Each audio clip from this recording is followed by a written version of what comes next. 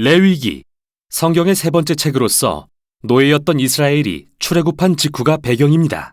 이때 하나님은 그들을 시내산 앞에 데려와 언약의 관계로 초대하시지만 그들은 금세 반역하여 언약을 깨뜨려 버리죠.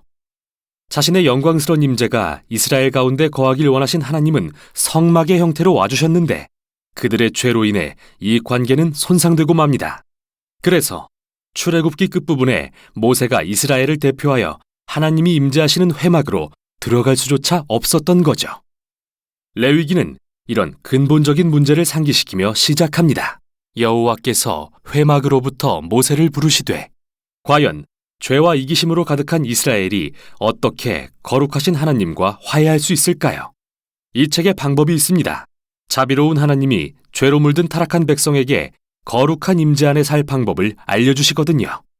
여기서 잠시 하나님은 거룩하시다라는 정말 중요한 개념을 살펴보죠.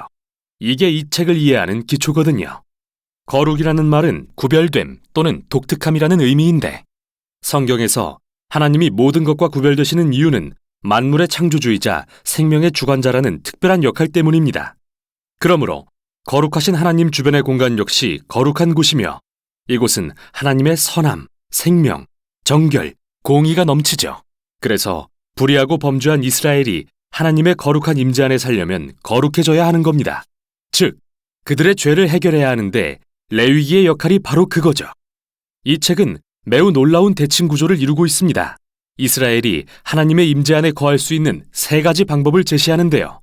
맨 앞과 뒤에선 이스라엘이 하나님의 거룩한 임재 가운데 행해야 했던 의식을 설명하고 다음으로 하나님과 이스라엘의 중재자인 제사장의 역할에 초점을 맞춘 후 다음에는 이스라엘의 정결함에 대해 양쪽에서 짝을 이뤄 설명합니다.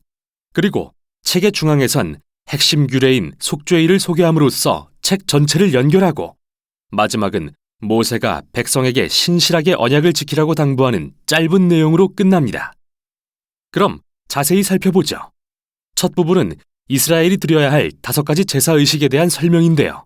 이 중 2가지는 이스라엘 백성이 하나님께 받은 것에 대해 감사의 의미로 되돌려드리는 상징적인 제사이고 나머지 3가지는 하나님께 사죄하는 각기 다른 방법입니다. 이스라엘 백성이 살아있는 동물의 피를 바치며 자기 죄로 인해 하나님의 선한 세상에 더 많은 악과 죽음을 불러왔다고 고백합니다. 그러나 그를 멸하는 대신 용서하길 원하시는 하나님은 상징적으로 동물을 죽게 함으로써 인간을 속죄하십니다. 즉, 죄를 덮어주시는 거죠. 이스라엘 민족은 이러한 제사의식을 통해 하나님의 은혜와 공의, 그리고 악의 심각성과 결과를 항상 기억했던 겁니다. 의식에 대한 2번째 부분은 이스라엘의 7절기에 대한 건데요. 각 절기는 하나님께서 이집트 노예였던 이들을 어떻게 구하시고 광야로 이끌어 약속의 땅까지 인도하셨는지 이야기합니다. 이스라엘은 이 절기들을 정기적으로 기리며 자신들이 누구고 그들에게 하나님이 누구신지를 기억했습니다. 이제 이스라엘의 제사장에 대한 내용입니다.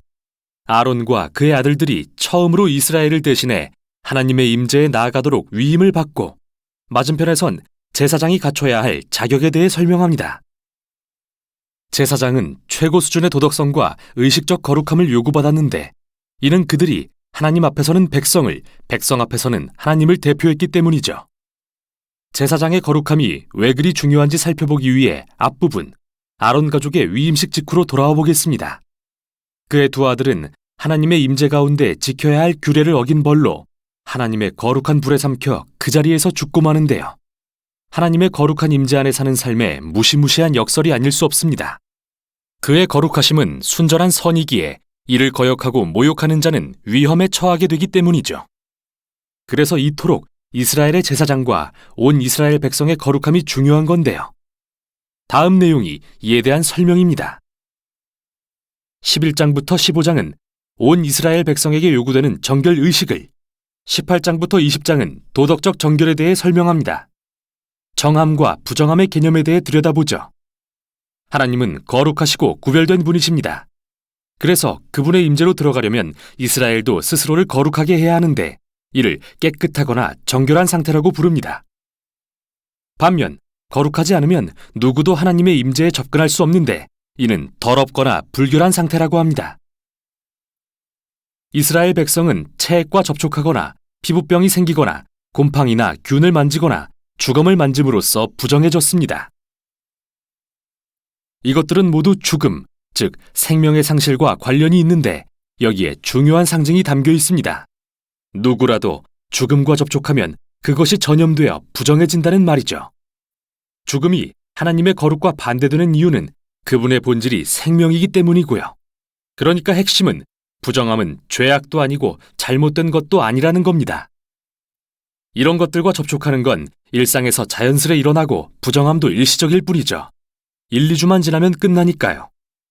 죄악이고 잘못된 것은 바로 이러한 죽음과 부정의 상징들을 몸에 지닌 채 하나님의 임재로 나아가는 겁니다. 그러진 말아야겠죠. 마지막으로 먹으면 부정해지는 동물도 있었는데요. 여기서 유대인의 음식법 코셔가 등장했습니다. 왜 특정 동물을 부정하다고 금하셨는지에 대해서는 의견이 분분합니다. 위생적 차원이다, 문화적 금기다 등 명확한 설명은 없지만 기본적인 요지는 분명한데요. 이처럼 세밀한 문화적 상징을 통해서 이스라엘 백성은 하나님의 거룩하심이 삶의 모든 영역에 영향을 미친다는 걸 기억할 수 있었던 겁니다. 여기에 대칭되는 부분이 이스라엘의 도덕적 정결인데요. 하나님은 이스라엘에게 가나안 민족과 다르게 살라고 요구하셨습니다. 가난한 자를 지나치지 말고 돌봐야 하며 성적으로 매우 순결해야 하며 사회 전반에 정의를 실현해야 한다고 하셨죠. 그리고 책의 중앙에는 이스라엘의 절기인 속죄일이 자세히 소개되는데요. 분명히 백성 중 누군가는 죄를 짓거나 불순종을 하고도 제사를 드리지 않았을 수 있기에 대제사장은 1년에 한 번씩 2마리의 염소를 잡아 한 마리는 백성의 죄를 대신하는 속죄 제물로 바치고 다른 한 마리는 희생의 염소로 삼았습니다. 제사장이 이스라엘의 죄를 고백하고 이 염소에게 그 죄를 전가한 뒤 광야로 내보내는 상징적인 의식이었죠. 백성의 죄와 그 결과를 없애고 자신과 화목하게 살게 하시려는 하나님의 마음이 정말 잘 드러나는 장면입니다. 레위기는 모세가 이스라엘에게 언약을 신실하게 지키라고 당부하면서 끝을 맺는데요. 너희가 하나님이 주시는 평화와 풍요의 복을 누리려면 이 모든 율법을 지켜야 한다. 그러나 불순종하여 하나님의 거룩을 더럽히면 그게 재앙, 곧 아브라함에게 약속하신 땅에서 추방될 것이라는 경고였죠. 레위기가 성경 전체에서 어떤 역할을 하는지 알고 싶으신가요? 그럼 다음 책인 민수기의 첫 문장을 보십시오. 여호와께서 회막에서 모세에게 말씀하여 이르시되.